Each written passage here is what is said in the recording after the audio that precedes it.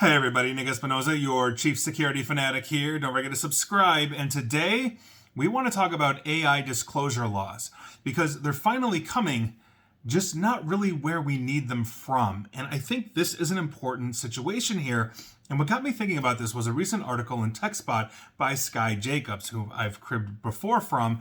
And quite frankly, I think this is an important one because if you didn't know, the states of Utah and California now mandate AI disclosure across a wide range of interactions with us and artificial intelligence. Now, other states are weighing similar measures, basically aimed at boosting transparency amid the rapid adoption of artificial intelligence. Now, Utah's new regulations, implemented by their Department of Commerce, oblige state-regulated businesses to inform consumers whenever AI systems are involved in communication or service delivery. And Margaret Woolley-Bussey, the department's executive director, talking to NPR, said that the goal is to give people a choice. And I quote, "They just want to be able to know," end quote. So customers can now ask whether they are speaking with a human or an AI, and chatbots are required by Utah law to respond truthfully.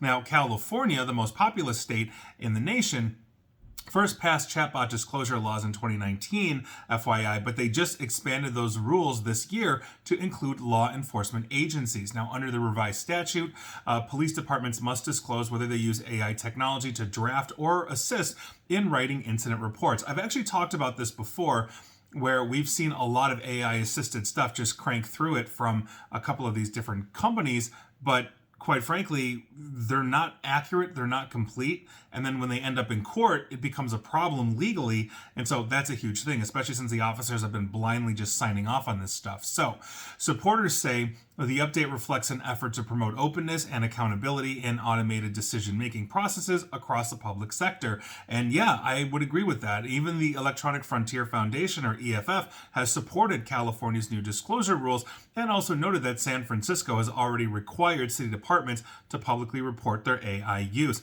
The body cam people too, that's an important one in terms of that integration as well. And so this brings us essentially to where we're not getting any better on AI privacy and disclosure laws, and that's the US federal government themselves.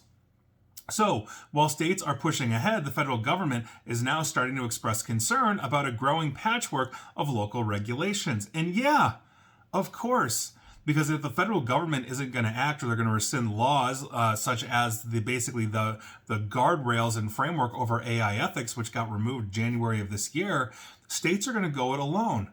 This is why we have a federal government, to have these laws that really help to ensure civil rights or human rights for humans. But if it's not happening, this is what ends up happening. We get a patchwork, and it goes for anything the federal government isn't touching right now. So the Trump administration, through its top technology advisor, has signaled opposition to state-level measures because it's viewing it as inconsistent. And of course, because states are going to do their own thing unless there's a federal law that is protecting everybody. You have more rights, human and civil, in California than you do in a state that doesn't have AI disclosure laws or all of the privacy laws that California has put in place that several other states have not. So, the White House's AI czar, David Sachs, recently described the trend as a, quote, state regulatory frenzy that is damaging the startup ecosystem, end quote. And yeah, it very possibly could. Administration officials argue that overlapping mandates could stifle innovation and complicate compliance for technology companies operating across state lines. It sure does, because we don't have federal rules. And this is a huge problem, because when Congress can't get together and vote on what to have for lunch, how on earth are we going to have these kinds of things that are protecting consumers? We have an ever-growing and changing and adapting and evolving technology sector. And that is always going to be true of technology. And it'll always be true that governments will be behind. But you have to get together and you have to create these laws that protect the rights of your citizens, protect the rights of consumers or anybody living within the country. And these are things that, quite frankly, we are missing in this country right now. So the states are doing it on their own. You know, you can take any hotbed topic that you want, right? I mean, look at the death penalty. There's no national federal mandate on that. So some states have it, some states don't.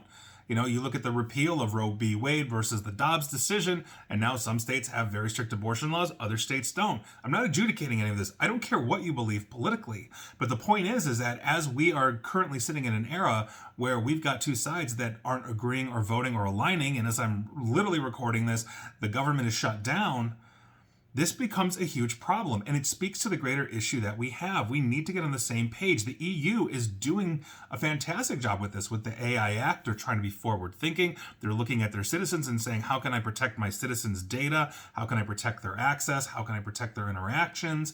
And that's what governments should be doing. And right now, here we are. So if you live in California or Utah, you've got more rights now on terms of AI disclosure than anybody else living in 48 other states, which is the majority of the population. So this is, I think, a very serious issue. And so, yes, the Trump administration, I would assume the Biden administration and the Obama administration and the W administration, if they can all get on the same page and say, yeah, we need universal federal laws going back 20, 30 years, and they all agree on that, well, maybe it's time to start doing that. And so here we are. And until then, we're just going to be a patchwork, and we're going to continue to do that. And if it stifles us, so be it. If anything, this should be a shot across the bow to our federal leadership. And quite frankly, I don't think it's going to change anytime soon. And please like, share, follow me here on Facebook and Twitter at NickAESP. And please feel free to subscribe to me at YouTube as well. And as always, stay safe, stay online. And please, please, please, especially in this day and age, try to stay private, informed, and secure. Take care.